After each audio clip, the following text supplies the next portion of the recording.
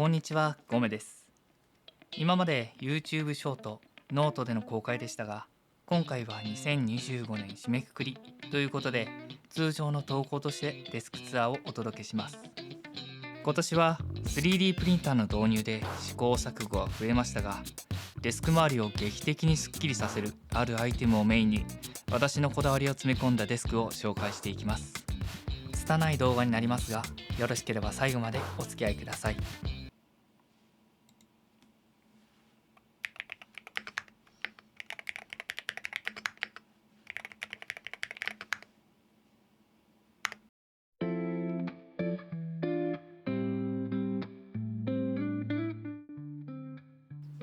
まずはデスク本体から。天板はマルトクショップでオーダーしたアカシアの集成材です。サイズは幅 2550mm、奥行き 700mm で、嫁ちゃんと隣同士で使っています。サンディングカーのオイル仕上げで木天板の良さを最大限に生かしました。アイアン足は3ニードの S 級アイアンレック。いろいろな形状があるアイアン足ですが、安定感の担保とケーブル隠しのためにロの字のタイプをチョイスしました。さすがにこの大きさの天板は中央がたわむので、カップボードを自作した時の余りで T 字の足を作り、裏側にも配線を格納できるような仕様にしています。 PC は自作で天板下に吊り下げています。スペックに関しては記載の通りですが、動画編集やちょっと重めのゲームでもストレスなく稼働できるような内容にしています。フラクタルデザインのノースは天板にもめちゃくちゃ合うのでおすすめです。デスク下の配線は山崎実業のケーブルラックにまとめています。電源タップや AC アダプター類は全てここに集約しているんですが、布類やワイヤータイプなのに少しチラ見えするからと気になることもなく、経路を確保して放り込むだけ。ケーブル嫌いな私もにっこりです。2人で使うものなので、こんな感じにしたいんだよねとプレゼンをしながら、2人が過ごしやすい環境づくりを心がけています。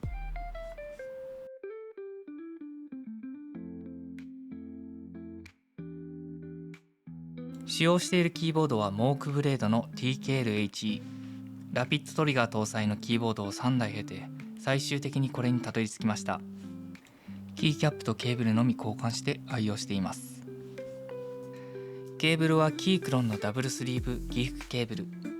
コイルケーブルが好きな方も多いですが、ストレートの方がすっきりするのと、何より低価格でスリーブの品質が高いのがおすすめポイントです。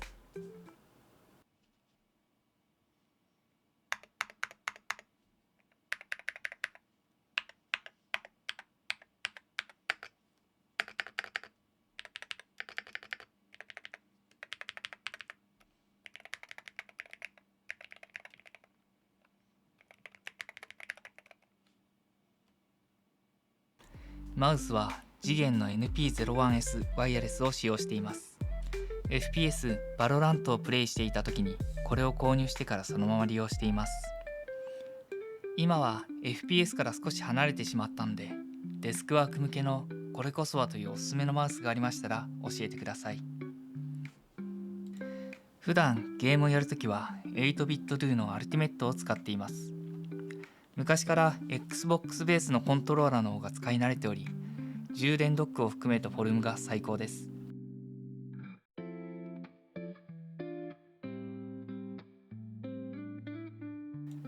モニターは HP の 24.5 インチオーメン 25F です。現在は販売終了していますが、 FPS を毎日のようにやっていた時にはさすがの 240Hz モニター、ヌルヌルでプレイを気持ちよくしてくれます。ただ TN パネルのデメリットの色味や視野角で作業に違和感があるので、現在32インチで物色中です。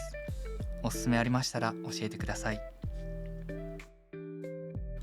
モニターは定番のエルゴトロン LX で設置。これは購入してから3年経過しました。それまでは安いモニターアームを使用していましたが、デスク背面に設置したソファーで嫁ちゃんとゲームをするときに大きくモニターを前に出せるので、かなり重宝しています。手元を照らすライトはシャオミの MI モニター掛け式ライト。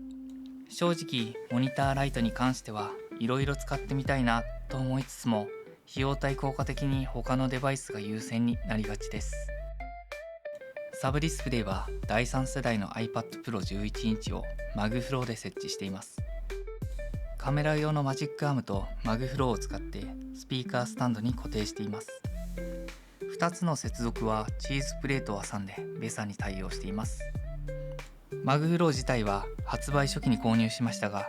つけていない時のビジュアルが非常にいいので、頻繁に持ち出しがあればおすすめです。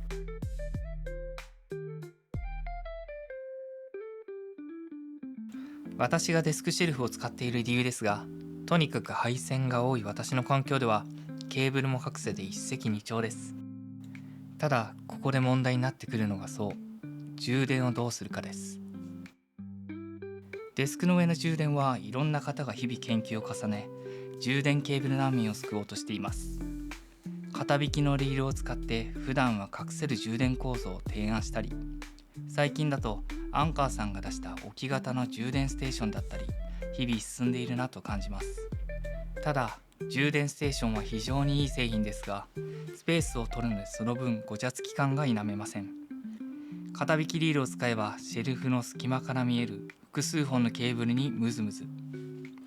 ということで、全てデスクシェルフの足に収めてケーブルを1本にして、なおかつ充電ポートがあったら便利じゃない？ということで一からデスクシェルフを作成しました。この 3D プリンターで作った脚部、内部にアンカーの 35W 充電器ナノチャージャーを収納できるようになっています。このアンカーナノチャージャーが非常に便利で、リール式のケーブルだけじゃなくて充電用のポートが1つついています。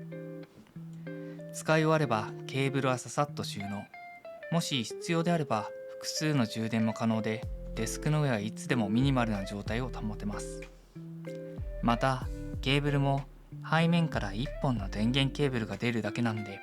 ケーブルアレルギーの方もにっこりです。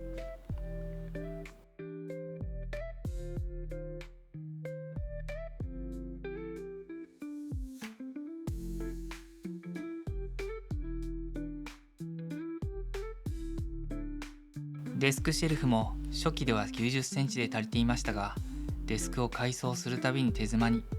今ではスピーカースタンドが必須になりました。空間が限られているので、今はタイトというブランドのクランプ式のスピーカースタンドを使用しています。中国の業務用スタンドメーカーだそうで、割と堅牢な作りで安定感もあり、しばらくはこれでいいかなという感じです。モニタースピーカーに関してはプレソナスのエリス 3.5、 全ダックに自作ケーブルを使いバランス接続しています。DAW からライブ鑑賞まで耳にグッドなリスニング環境です。私は 3D プリンターでデスクシェルフ自体に棚を追加したり、ペンや定規などの小物を置くものまで、これ欲しいなと思ったら CAD ソフトを開いて作成するようになりました。追加した棚には U グリーンの4ポートのハブ、ダックやデザイン用のノートが置いてあり、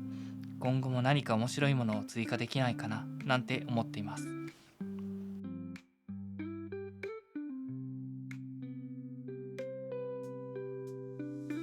デスク横の壁面にはスチール製のパンチングボードを設置して、すぐ手に届く収納を構築しています。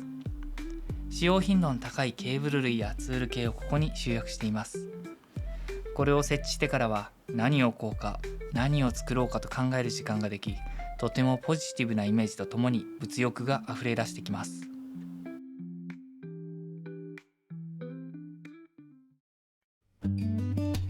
2025年締めくくりのデスクツアーいかがだったでしょうか。今年はレイアウトがようやく決まり、